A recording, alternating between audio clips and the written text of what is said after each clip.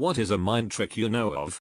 You know that awkward moment when you and a stranger are walking towards each other but need to get past each other and you get confused and end up doing a left to right dance?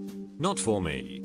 When I walk through large crowds of people, to avoid walking into anyone, I simply stare at my destination.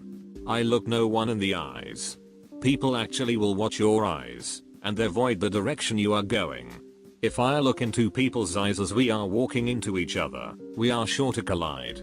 You have to let people know where you intend to go with your eyes. It always works for me. Try it. Your turn. Teach me some good mind tricks. I live in inner city Akron, Ohio. Needless to say, there is a pretty high crime rate around the university center. So, I took a self-defense course at the university and learned the best self-defense tricks I could have never thought of. Act crazier than the person attacking you. I'm talking mental patient on PCP with a bad case of Jack Nicholson insane. 9 times out of 10 they will see you as unpredictable and not want to even mess with you. For example, I was across the street from my apartment at a Circle K buying a 40 and a pack of smokes at about midnight 30 and this guy comes up from nowhere and asks me if I want to make some money. I reply no thanks, I have a job. The clerk behind the window disappears to get my stuff and I'm stuck outside in the open standing right next to what amounts to drug selling would be burglar. After a while, the silence and tension gets unbearable and I ask him what his proposed opportunity entails. Just then the clerk comes back, gives me my stuff, and shouts out the window, "Yo, what's up, dental?" or something along those lines. The shady guy shakes his head and starts to walk away. I pay for my stuff, start walking along under the lights, along the white wall of the building, so I can be seen in case anything happens, and I see to my left that this shady guy is following me, walking parallel to me in the parking lot where it's dark. He calls over to me and starts walking towards me. I'm all like, nope, so I curve my arms up so my hands are in my armpits, and I crouch down with a wide stance and walk sideways in a crab walk / gorilla style fashion and start screaming obscenities about aliens and Arabic coffee. The guy takes one look at me and makes a run for the bus stop. TLDR, a guy started following me in a parking lot of a Circle K late one night, so I went into gorilla mode and acted like a paranoid schizophrenic, so he ran off. Yup, this works. I did something similar back in my early 20s, when I was a little stick girl. Was walking to my car, in a mall parking lot late at night, and couldn't find my car right off, had to cut through a few rows. Noticed a guy following me a few lengths back, cutting through the same rows. I got a little scared, so I started hopping up and down and giggling.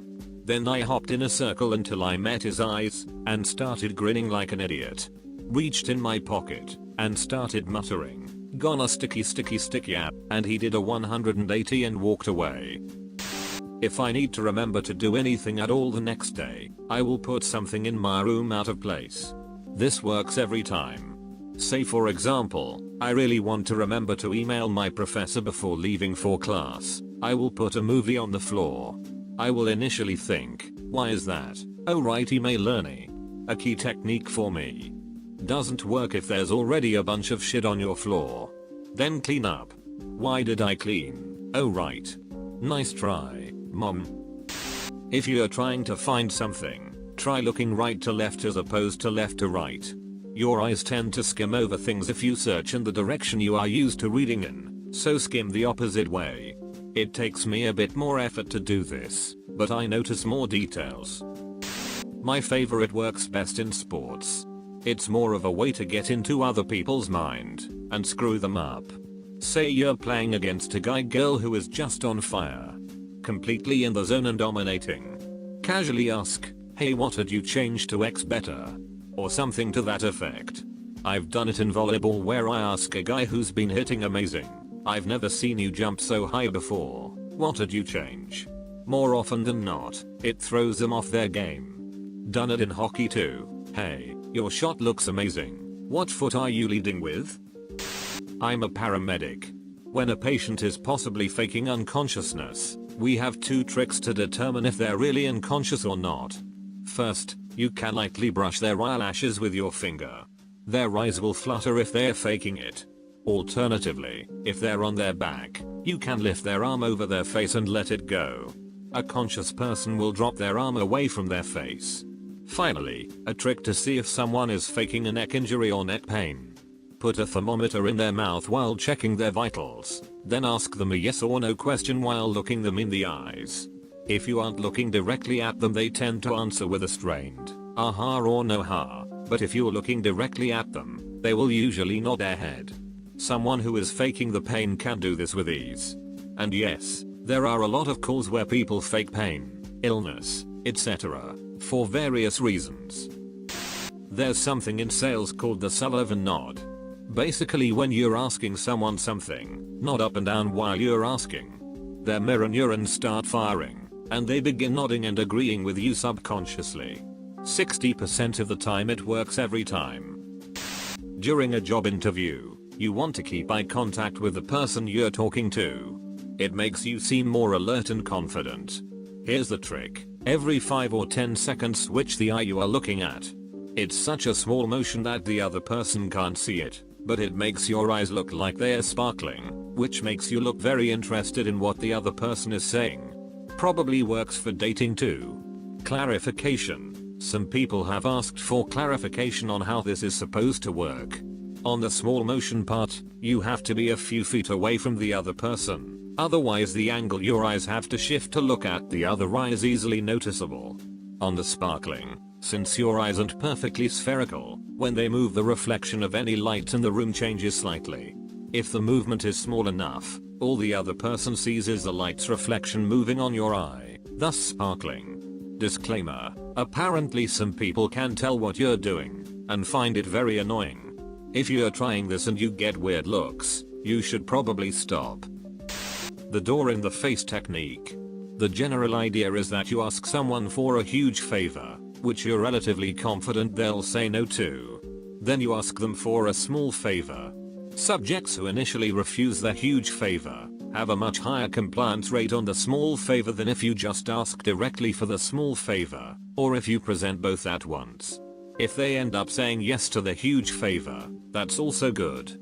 Hey, can you set up a threesome with you and your sister this weekend? No? How about just a blowjob then? Like that? Exactly like that, although you usually have to be careful not to outright offend them on the first request. So you're saying I shouldn't ask them while slowly stroking my penis, looking them dead in the eye, alternating each eye every 10 to 15 seconds. So as to appear interested and or twinkling, nodding my head up and down while asking, and flicking my fingers through their eyelashes to determine if they are faking unconsciousness, okay? When trying to get away with something sketchy, not illegal per se, but frowned upon, walk into the place like you own it. Don't glance around, don't even stop for a second or look confused. 9 times out of 10 nobody will question you. You can get away with lots of things that way. And be a white person. That works best. Sad, but true. In class, if it's a presentation where someone has to present without looking at notes, or anything like that, and while they're up in front of classroom presenting, some people forget what they are talking about, space out, freak out, and lose their train of thought. To counter this, nod your head at the end of each sentence they say, confirming what they're saying. They will somehow use this as a motivator, and 9 times out of 10 will keep presenting without fault. You're a regular good guy, Greg. Okay, so here's one my father taught me years ago when I was just a small child. It's not a mind trick so much as it is an illusion. Then again, an illusion is just tricking your mind, so I think it counts. So, I use the knuckles on my pointer finger and middle and wrap them around someone's nose. Then I pull back, while I covertly slip my thumb between my 2 knuckles. I then proclaim, "Got your nose?" Most people stand in shock, until I reveal that I haven't actually removed their nose.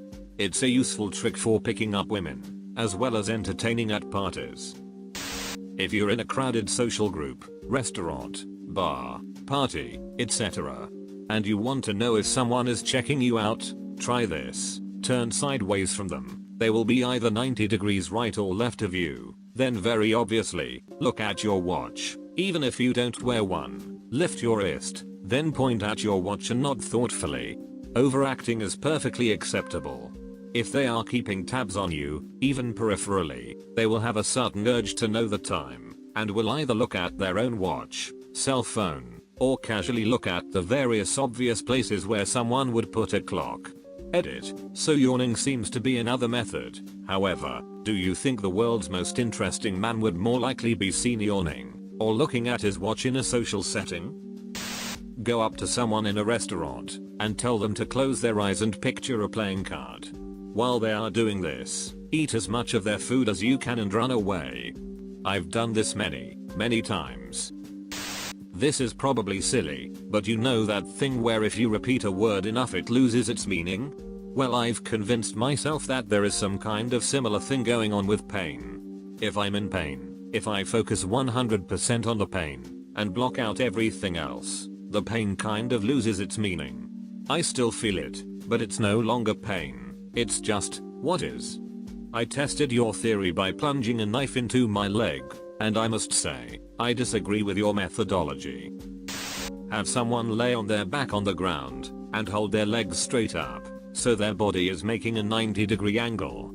Have them close their eyes and relax their body completely.